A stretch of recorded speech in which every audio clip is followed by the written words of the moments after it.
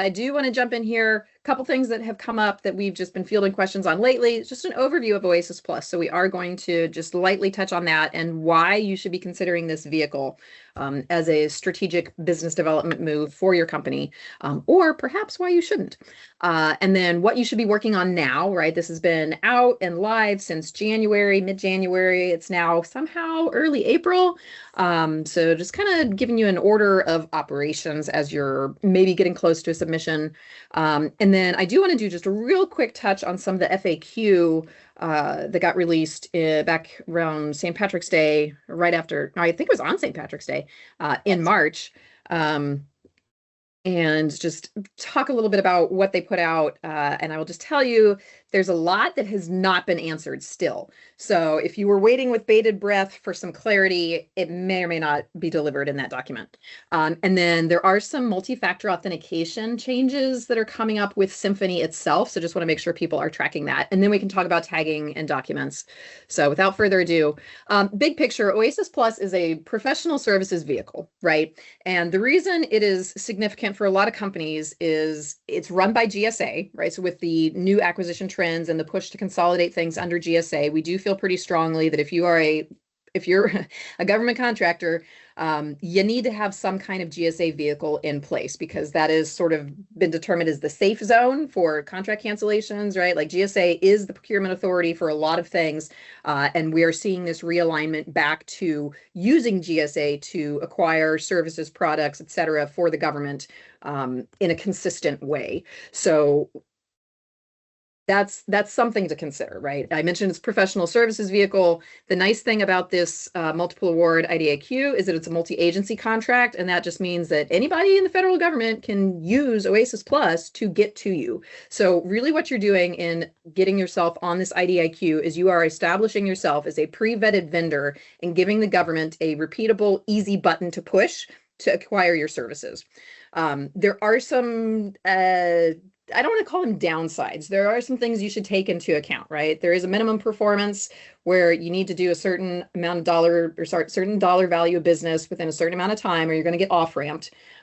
So you need to be prepared to compete on these contracts because we do see that some of the pools are a little bit saturated. And even though we've seen this move away from formally designated lowest price technically acceptable contracts, if you are bidding on a task order with 200 other people and you all have a pretty similar technical solution or management approach, it will come down to price. So it might become this de facto LPTA situation where you have to make sure you're putting your most competitive bid forward.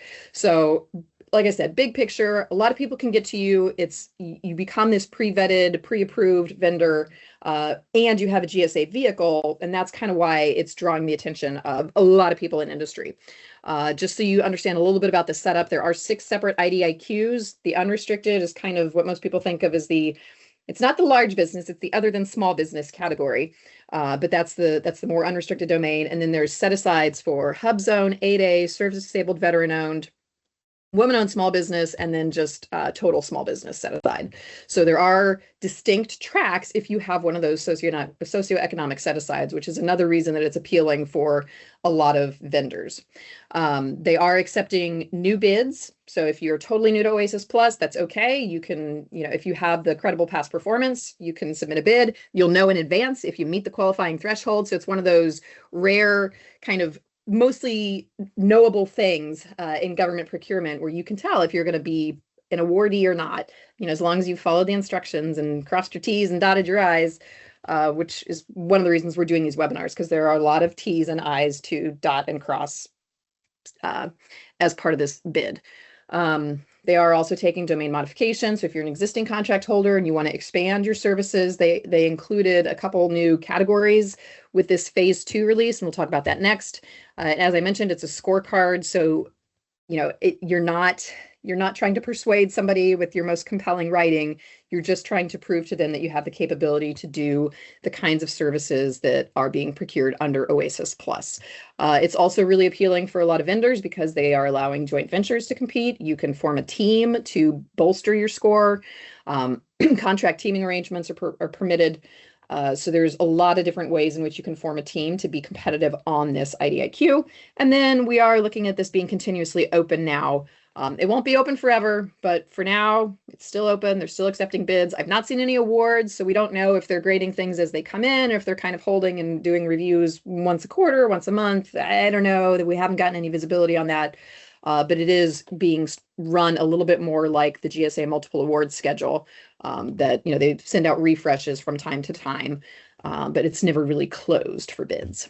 So that kind of addresses John's question that he just posted, that, you may have submitted. We're not quite sure how long it will take them to go through and start awarding things, whether it'll be quarterly or periodically. Yeah. I wish we had a crystal ball for that. So just real quick recap, there are 13 domains, right? The enterprise services domain is only on the unrestricted. So if you see other literature around OASIS Plus, sometimes they just reference 12 domains, but really there are 13 that are out there and viable if you have the past performance to qualify. And there are different minimum qualification thresholds depending on the IDIQ and the domain that you are bidding on. So generally speaking, if you're a small business, you're looking to score 36 credits out of the total 50 that are available. If you're competing on the unrestricted IDIQ, you're going to need 42 credits, unless you're applying to the enterprise services domain, in which case you need 45. So that is for the really big contractors who are out there and have the really large contracts too. So the minimum threshold on some of those contracts is much larger. I think it's millions of dollars, so 50 million. So that may or may not be something that's within your strike zone. Anyway, all these professional services are things that the government can use OASIS Plus to procure. So for this reason, it covers just a lot of bases and is really popular among both industry and government alike. There's also no ceiling, which probably most of you know, but it is worth repeating that they can use OASIS Plus to their heart's desire as long as it's a legitimate, procurement, right? It's not like, well, once the $20 million or $20 billion runs out, no, they're thinking this is going to be upwards of 60 billion. So a lot of money there that can get allocated and spent and obligated to contractors. Okay. What you should be working on now, if you have been getting your JP3 form signed, if you're doing all that, if you're just going off in a lot of directions, totally get it. It can feel really discombobulated. If you're just getting into the swing of things, I want to catch you now and tell you this is my recommended order of operations. The very first thing you need to do is make sure that you just have an index of all of your projects, right? We have a free project tracker that you can download from our website. Put in what you're going to call this project. Put in the task order number. Put in the IDIQ number. Make sure you verified your period of performance dates. Make sure you know how to calculate the total contract value. If you don't have those basic 4 foundational facts right, you're going to be chasing your tail for the next 3 months trying to figure out what actually qualifies and whether or not your things are actually relevant to the domain and whether or not they carry the value that you think they do to qualify as a project to use on OASIS Plus. So please, please, please just make sure you start with this tracker, because the other thing that could happen is as Q&A come out, or as this solicitation gets amended, or as things become more clear in our crystal ball, you might have projects that are falling out of contention and you might need a substitute, right? You might have something that maybe you're waiting on your CMMC level 2 and that's not coming till June or July. And in that 3 months that's going to pass between now and then, maybe you have a project that's falling out of eligibility because it's not within the 5-year recency window. If you have a project tracker that has what you think are your eligible projects, you're going to be able to play the Jenga game a little bit quicker, and you're not going to feel as defeated when you have those little bumps in the road. The next thing I want you to do, once you list everything out and you make sure you do your calculations that everything truly is eligible based on the criteria in Section L for qualifying projects and federal experience projects, I want you to start gathering the contract documents that you have, because this is going to inform a couple of things. Excuse me. As we mentioned, with the scorecard bid, all of this comes down to what you can prove, right? It's like that great scene from A Few Good Men. Doesn't matter what I believe. It only matters what I can prove. I love that. And I will reference it in every OASIS Plus webinar that I do until the day I die, because it's so relevant to this situation, right?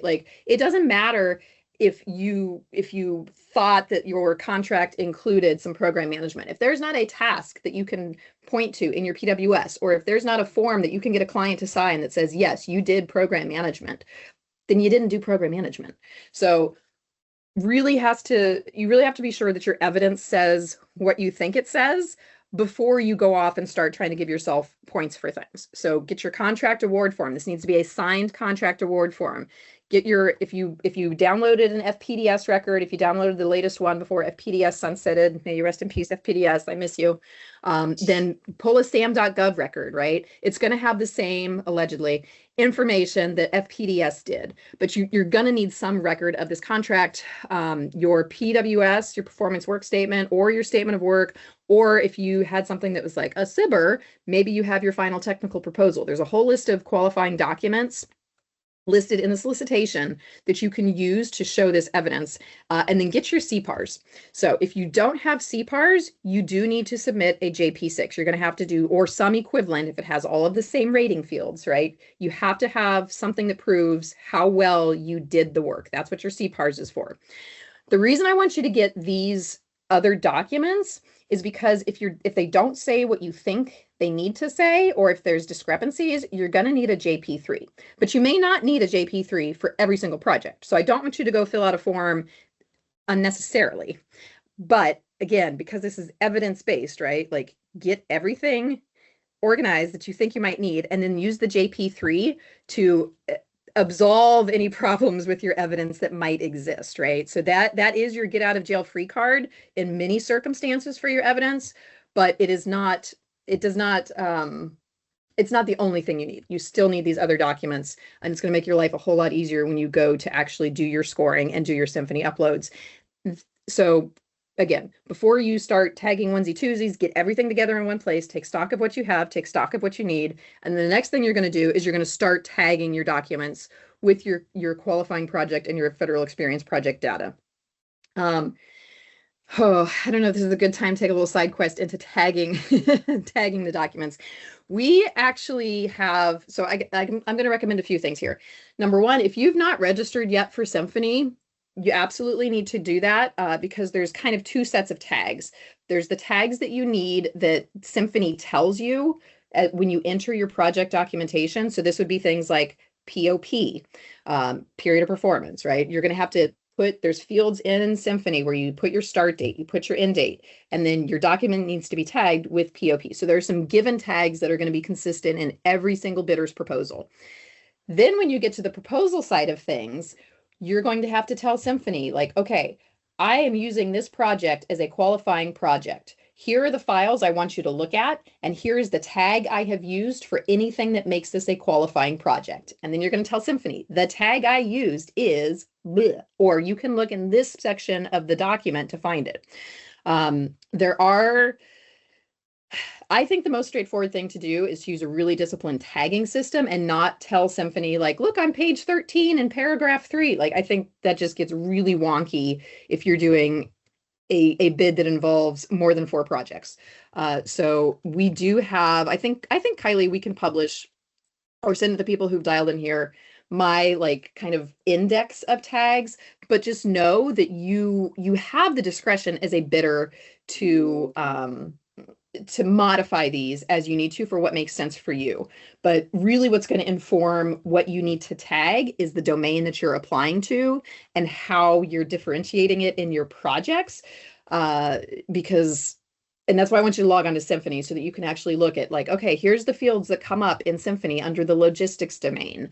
What is it going to ask me for?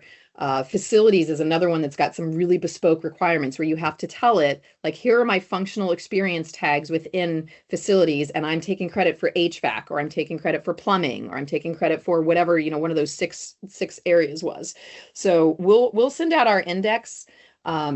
And I also, my personal philosophy, and Kiley, I'd be curious for your thoughts. You want to tag enough that it's clear that you meet the requirement, but you do not want to over tag. There's no point in tagging domain relevance 8 times if 2 tags prove it beyond reasonable doubt, right? Yeah. Because you also have to think through, okay, so if I'm the evaluator and I'm looking at this, at a certain point, like, do I need 16 instances of like your program management on a task order that was entirely for program management? Do I need you to find every place where you reference program management? No, I don't. I just need to see that you did program management and that it fits the definition of my domain and meets the minimum average annual value. And then I'm going to say, I believe you. So Yeah. don't over tag your documents. That is a very real thing. And there's no points for extra tags, right? Like, Yeah, so I would say that one and done is definitely a better policy. yeah, And if you are hesitant about what you are tagging, then if there's doubt, there is no doubt. And maybe you should back it up with a JP3. yeah, I shared in the chat one of our old OASIS Plus webinars for you that covers Symphony tagging and covers document tagging and how you can kind great. of cross-reference those documents within Symphony and within how Symphony is requesting you to tag it and associate it. There's markers within the webinar, so you can just zoom right ahead to just the Symphony part and skip our cute cells from 2 years ago. But I will caveat that this is from the first submission. So if there's anything in there that has changed since then, just be aware of those and be cognizant of that. Otherwise, you can also pull the old FPDS example that GSA provided for the first on-ramp, because that may give you an idea of the tags that they offered. And you can look at that and see if you can find those same tags on your sam.gov reference or use that same structure of tagging in your own tagging adventure. Yeah. Okay, and maybe on the next Ask Me Anything webinar, we'll go a little bit more in depth on that. So let me get through. I see a lot of questions, and I love this in the Q&A. And yeah, Kylie, I don't actually see the link populating yet, so it I might think take it's a minute. just in the Q&A. So let me drop it in the Okay. chat too. Okay. Sort of. Thank you. Anyway, we'll get through this, and then I'm going to jump over to the Q&A because that's what people want to know. So that's what I'm going to give you.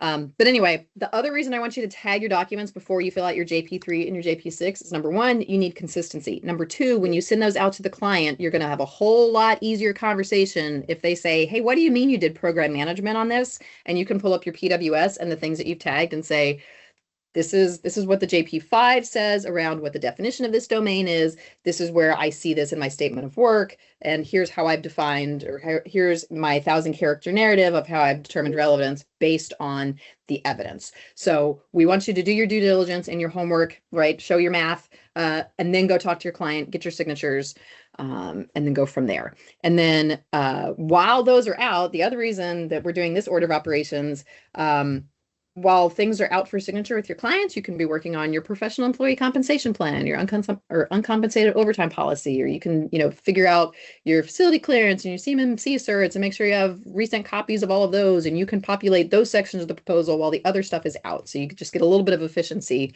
If you send out the things with a long lead time first, you work on your internal documents next, and then you get everything together at the end.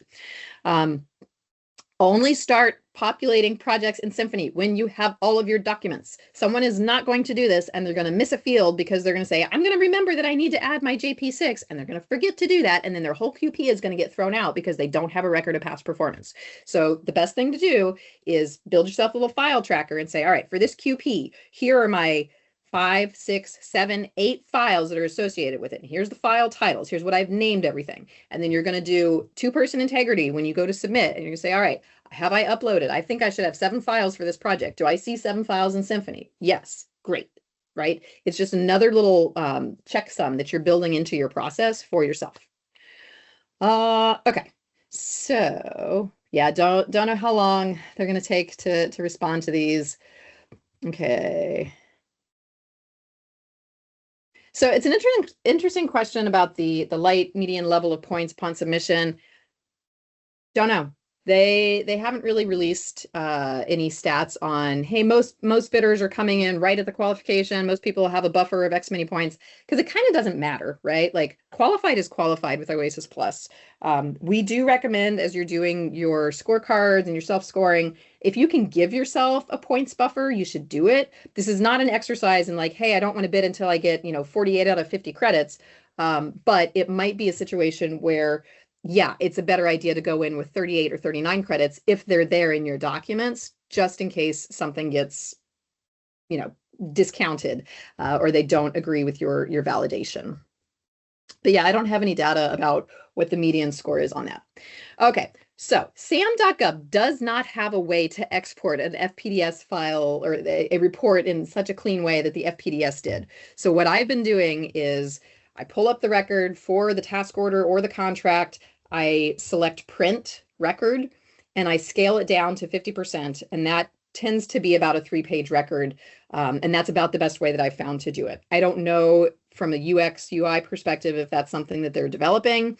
You can do exports of like your total searches, but not at the individual record level. So like I said, the best workaround that we've had is print it to PDF, or go to print it to PDF, scale it down to about 50%, and then tag it from there. But the big caveat here, and I have asked a direct question to GSA, they've not given instructions on how to mark up the sam.gov records. And the reason it matters is because the funding agency, what's listed as the funding agency in sam.gov, does not match what the funding agency was in FPDS. It's just listing the higher tier organization. So like Department of Defense instead of Department of the Army or Department of the Navy. And I don't know if that's consistent across all records or just the 25 that I spot checked, but I've asked a question and we're waiting for some guidance from GSA. Now, it would not shock me at all if they come back and say, well, Symphony says FPDS or equivalent. I would say sam.gov is the more definitive source over USA Spending.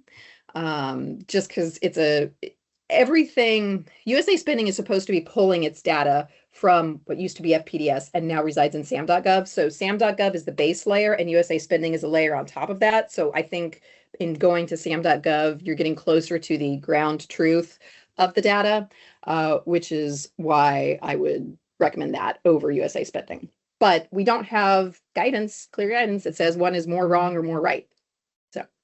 Just in a practical sense, when you do download your like save to PDF or print to PDF file, sometimes in order to highlight things neatly, you'll need to run a scan on it to detect text.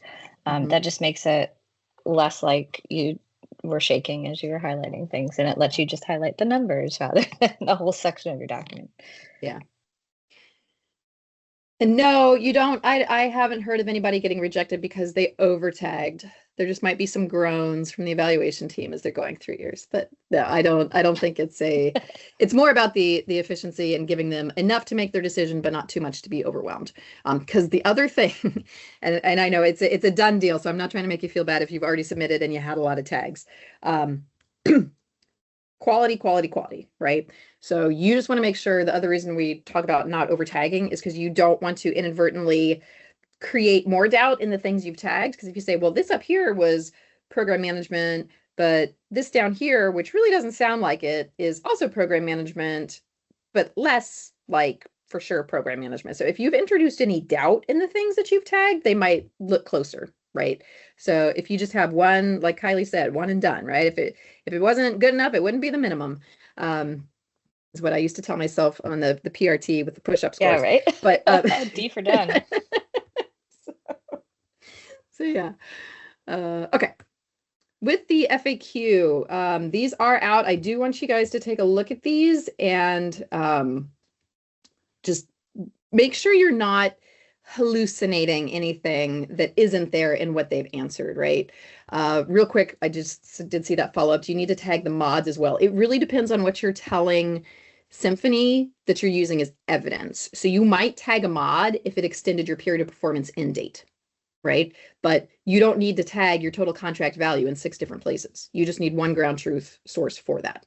Yeah, we usually did like a POP start date on the original contract documentation, and then we went to the very last mod and pulled the POP end date. And so the tags for both of the POPs were in 2 different places. So then when you get into Symphony, you just have to remember that you need to tag both of those documents within Symphony. Yep. Okay. So, something I wanted to point out, and I know we're just going to keep going.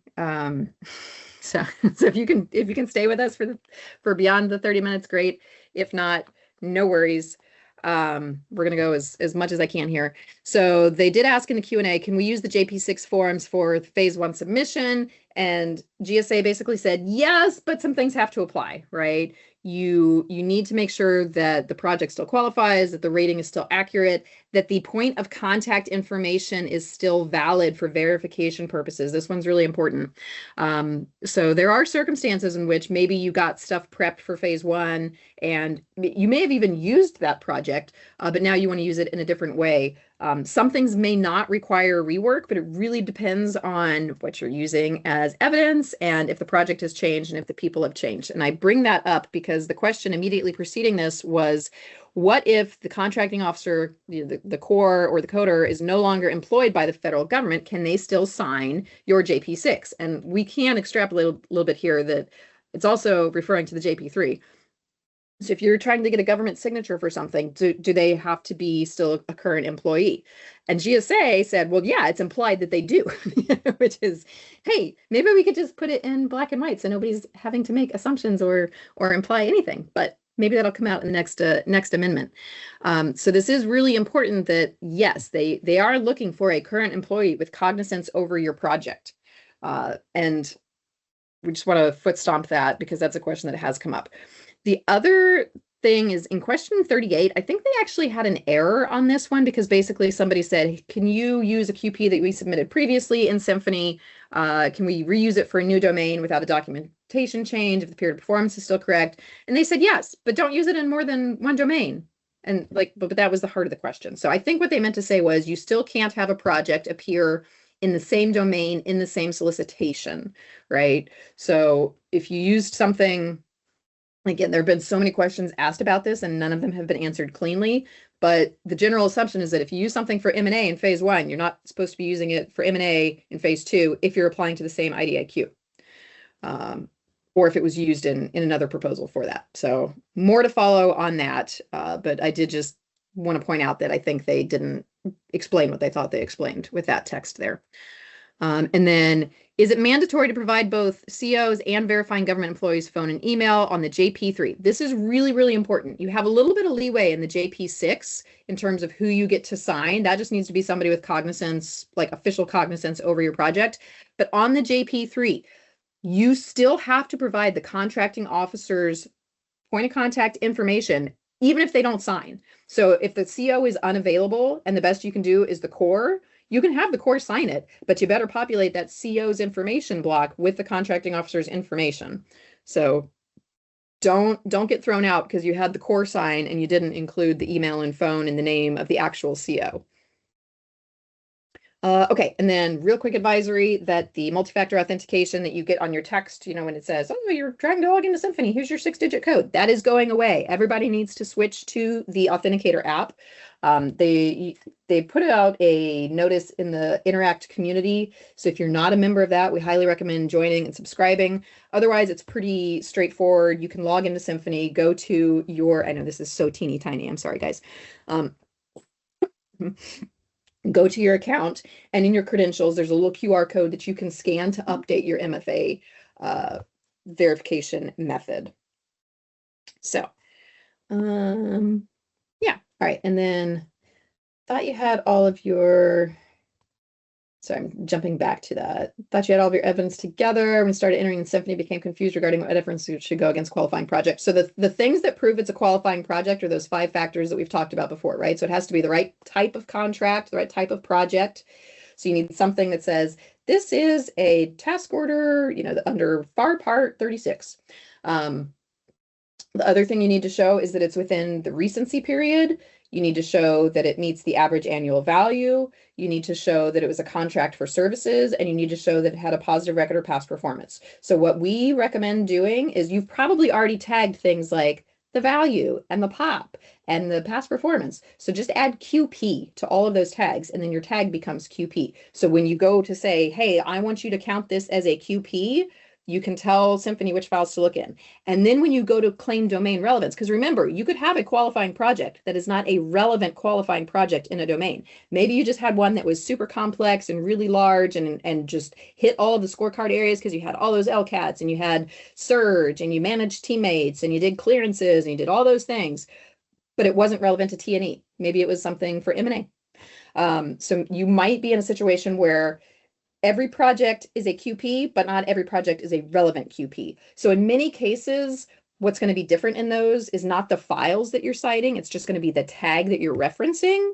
But they are distinct fields in Symphony for that purpose. Because again, every relevant QP is a QP, but not every QP is a relevant QP. It's not a two-way street. I don't know if I made it more confusing when I explained that, but that might be some of the. I think it just boils down to add QP at the beginning of your tag. Yeah. Tag the 5 characteristics of a qualifying project for the qualifying project stuff, and tag relevance for your relevant stuff. Yeah, and so the reason I don't want you to pre-populate, you can pre-populate projects in Symphony if you have all the files for the project, but it's going to get real confusing because you're talking about, on average, I think a minimum of 6 files per project.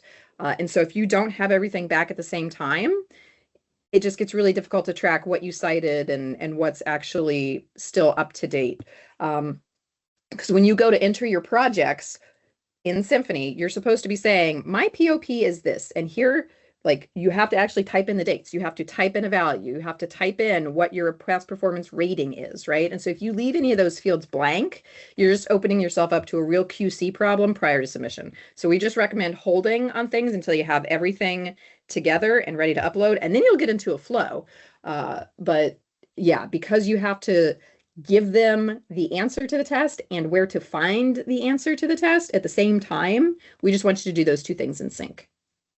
We also don't recommend doing it until you have all your documentation done, just because when you build within Symphony, your project, if you have to change a project file for any reason, whether you get an extension or you need an updated SAM record or whatever, you have to deconstruct your entire submission in order to do that. Yes. And so you save yourself the effort of having to rebuild everything by just waiting until you have everything and you're ready to hit submit. Yeah, that's a really great, I'm glad you mentioned that, Kylie. Because yeah, once you start adding them to the proposal, if you say, look at my FPDS record, and then you have to remove that for some reason because doing your QC, you determined that you lost a tag, you have to take it out of your proposal first because it won't let you delete it and you can't make changes to your PDFs in Symphony. Yep. So then you have to go back in and say, okay, wait, where did I put this FPDS? Where did I affiliate it? And anywhere you told Symphony to look, it's going to keep its little electronic clause in there. And you're going to have to say, no, release this file and then make your change. So it just becomes death by 1,000 cuts towards the end if you're doing lots of little onesie twosie changes. Not that either of us have any experience with that. No. Please learn from my mistakes. Don't make your own. Go make new mistakes. Yeah, make new mistakes. Come back. Okay, great. Let's see. Just checking chat one more time. Yeah, no clear picture on reusing QPs between phase 1 and phase 2. The industry day it wasn't, I don't think GSA officially hosted, GSA attended. The general consensus is that they are not letting you reuse projects in the same domain and same IDIQ from phase 1 into phase 2. But again, we're really pending some better clarification around that. So, okay, any other Q&A, last chance. I'm going to refresh it just in case it's not loading, but I think we caught everything. Do you see anything I didn't answer, Kylie? No. Okay, awesome. Well, we went 5 minutes over. I apologize. But you guys asked really good questions and appreciate you joining today. If you need help with things, please reach out. We have our OASIS Help email address. You can also just get in touch with myself or Kylie.